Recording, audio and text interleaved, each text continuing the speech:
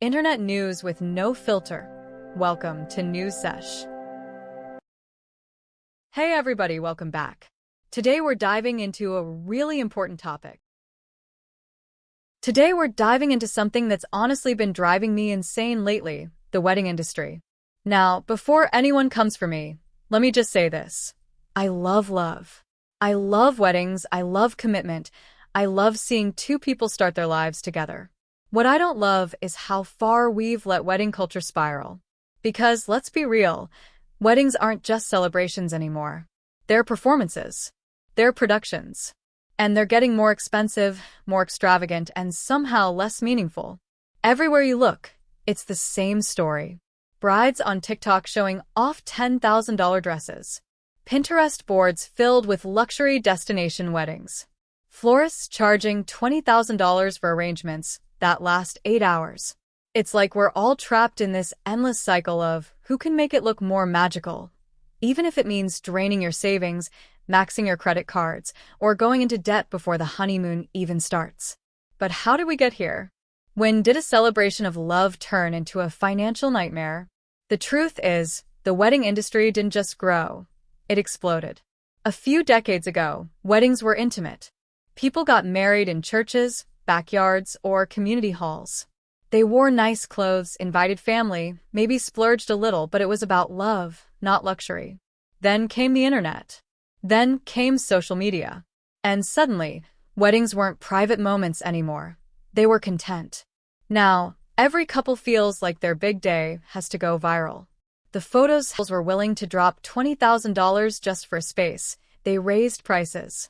When photographers saw brides asking for editorial-style shoots, they added an extra zero to their invoices.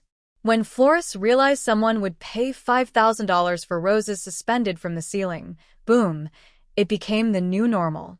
And that's how we got here.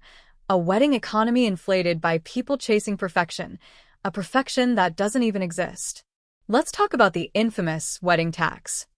You've probably heard this term before. It's what happens when something costs way more simply because the word wedding is attached to it. You could order a white cake for a birthday and pay $200. But call it a wedding cake, and suddenly it's $800 for the exact same thing. Venues do it. Photographers do it.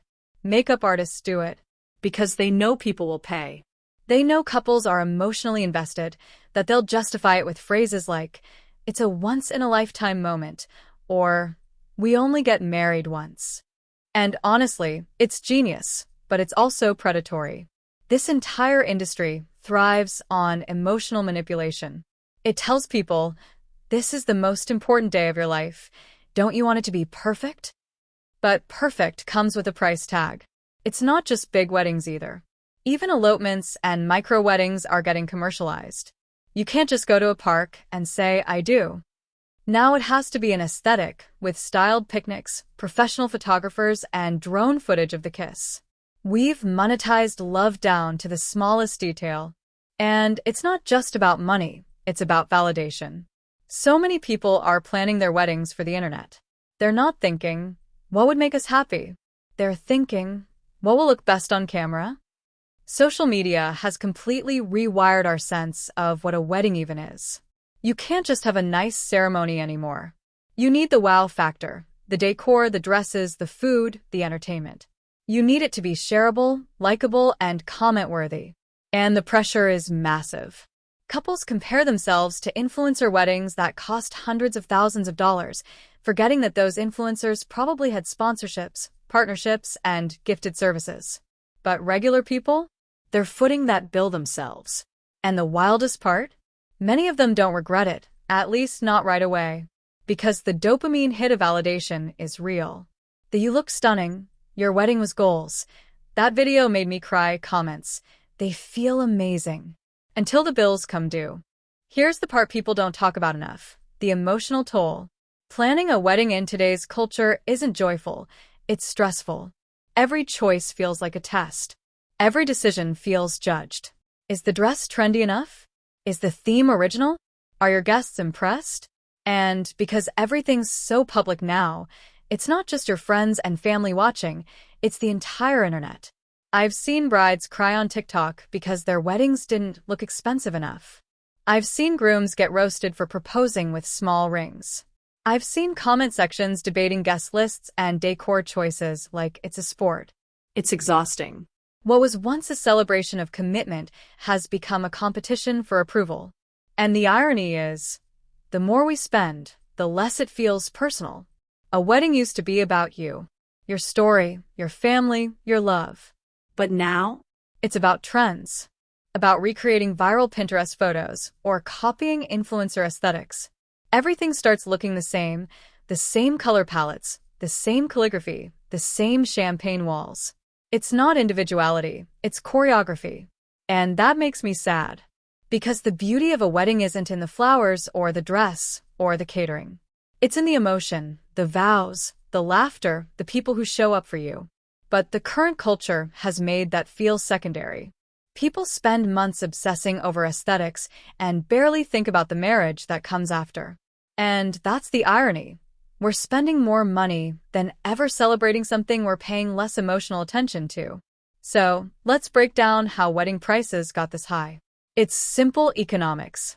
When consumers are willing to pay inflated prices, businesses adjust to that new standard. A few couples pay $10,000 for photography, suddenly everyone charges that. A few couples spend $5,000 on florals, now it's the average. Over time, the baseline moves up, and now you can't even find simple options because the industry assumes no one wants them. It's the same logic behind luxury goods. Exclusivity sells. And the wedding industry knows exactly how to sell it. They use emotional language.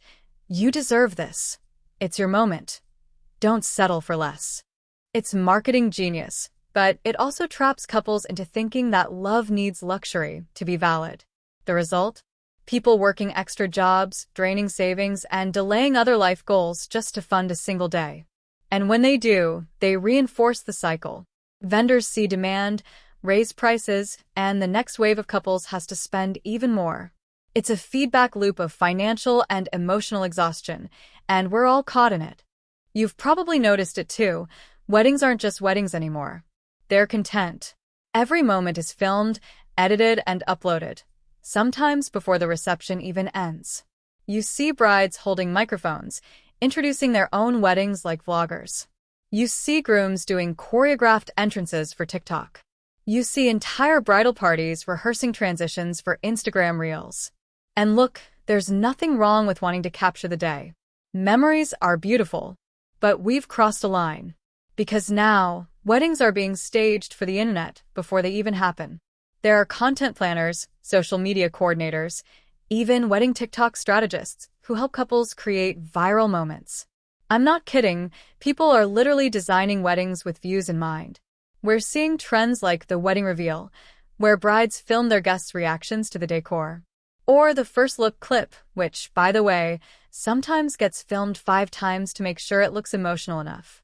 And all of this turns what should be one of the most genuine moments of someone's life into performance art. Because once the camera's on, people act differently. Couples feel pressure to react a certain way, to look perfect, to cry at the right moment. And when that happens, the authenticity fades. And here's the thing, it's not just TikTokers and influencers.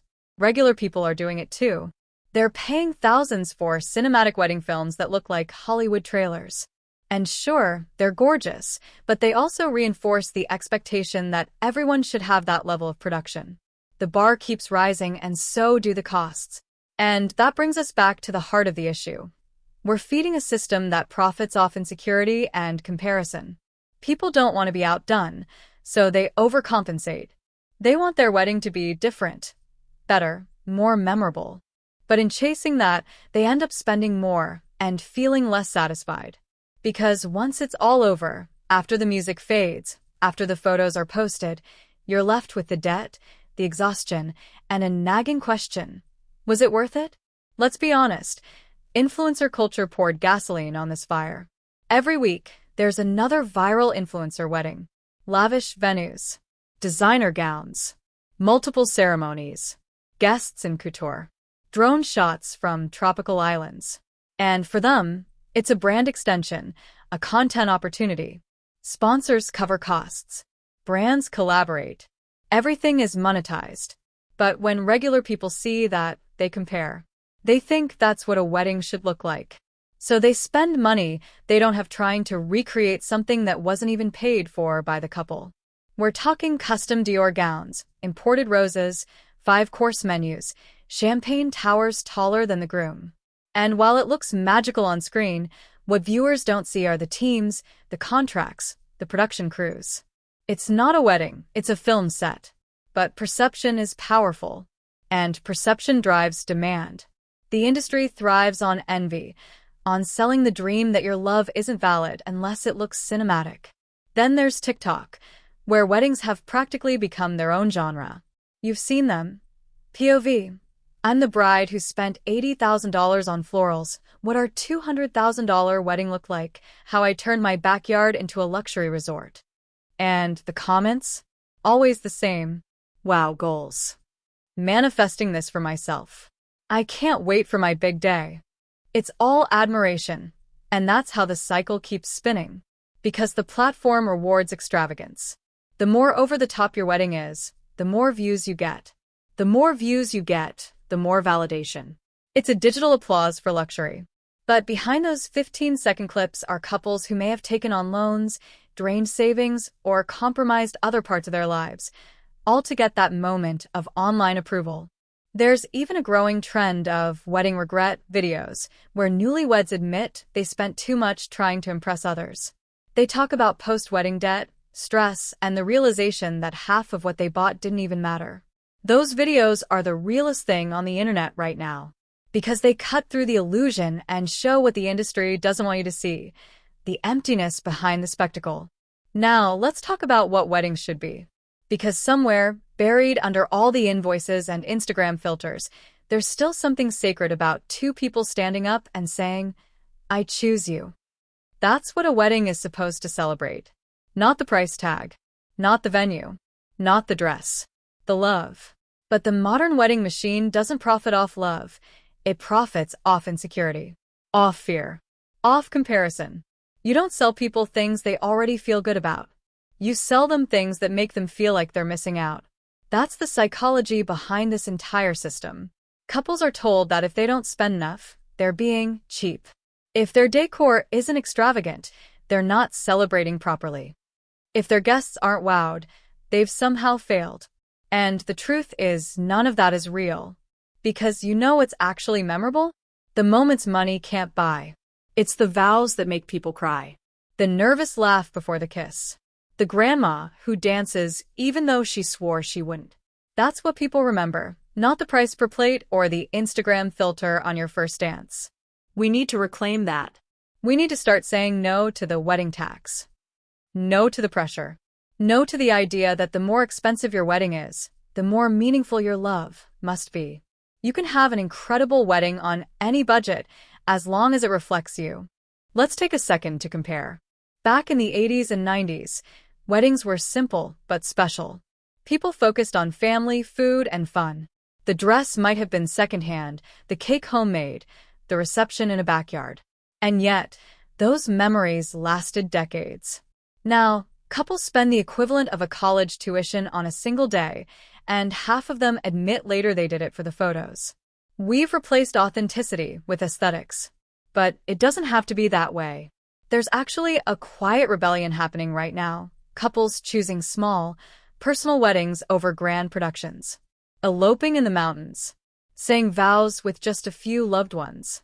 Skipping the pressure, the debt, and the expectations. And those videos?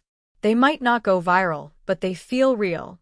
They remind people what weddings are supposed to mean. And here's the hard truth.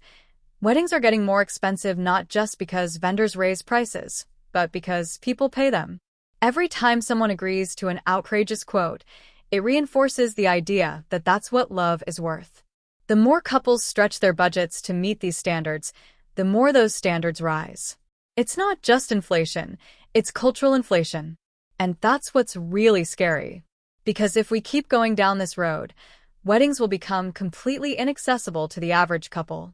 Already, many people are choosing not to marry at all, not because they don't believe in love, but because they can't afford the spectacle. And that's tragic. Marriage shouldn't be a luxury item. So, where do we go from here? We start by redefining what a wedding is. It doesn't have to be a performance. It doesn't have to impress anyone. It just has to be true. If that means getting married in your backyard, do it. If that means wearing a thrifted dress, own it. If that means inviting 10 people instead of 200, perfect. Because your wedding isn't a reflection of how much money you have. It's a reflection of how much love you share. And no one, no planner, no photographer, no TikTok trend can define that for you. Love is enough. It always was. So yeah, the wedding industry has gotten out of control. It's bloated, it's performative, it's obsessed with optics. But it doesn't have to stay that way. We, as couples, as consumers, as people who still believe in love, we get to change it. We can stop feeding the machine. We can stop equating value with vanity. Because the real flex isn't a $100,000 wedding. It's a lifetime of love, laughter, and partnership that lasts long after the flowers wilt and the photos fade. At the end of the day, your wedding is one chapter, not the whole story. And when you focus on the meaning instead of the marketing, that chapter will be just as beautiful, whether it costs $500 or $50,000. Because what makes a wedding magical isn't how it looks, it's what it means. And that's a wrap, guys. Like if you did, subscribe for more fun. See ya.